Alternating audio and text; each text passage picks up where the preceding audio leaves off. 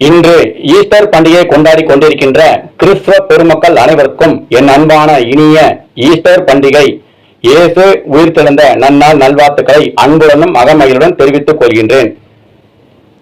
எல்லா மனிதர்களுக்கும் பிறப்பு ஒரு முறைதான், இறப்பு ஒரு முறைதான்.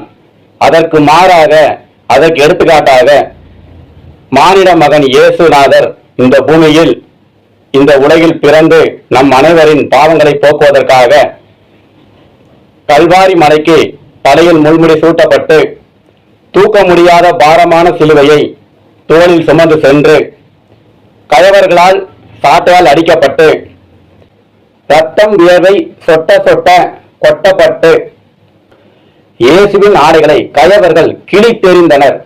இயேசுவின் உடலை சிலுவையில் வைத்து கைகள் கால்கள் ஆணிகளால் அறையப்பட்டு தாகத்திற்கு சிறிது தண்ணீர் கூட கொடுக்காமல் துன்புறுத்தினர்.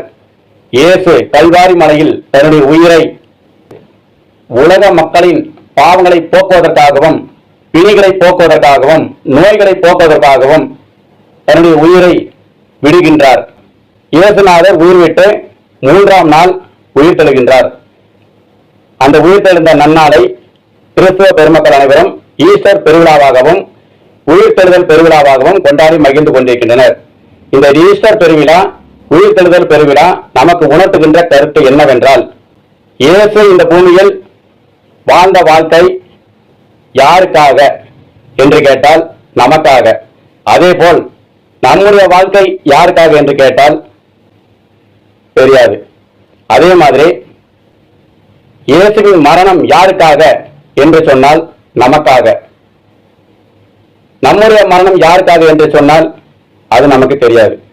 இதை நாம் சிந்திப்பவர்களாக, இதை நாம் உணர்ந்தவர்களாக, இதை நாம் கருத்தில் கொள்பவர்களாக, இதை நாம் செயல்படுத்துபவர்களாக நாம் இந்த உயிர்த்தெழுதல் பெருவிழாவிலும் ஈஸ்டர் பண்டிகை பெருவிழாவிலும் நாம் முடிவெடுத்து செயல்பட அனைவருக்கும் ஈஸ்டர் பண்டிகை பெருவிழா நல்வாழ்த்துக்களை அன்புடனும் அகமகிழுடனும் தெரிவித்துக் கொள்கின்றேன். அனைவருக்கும் நன்றி.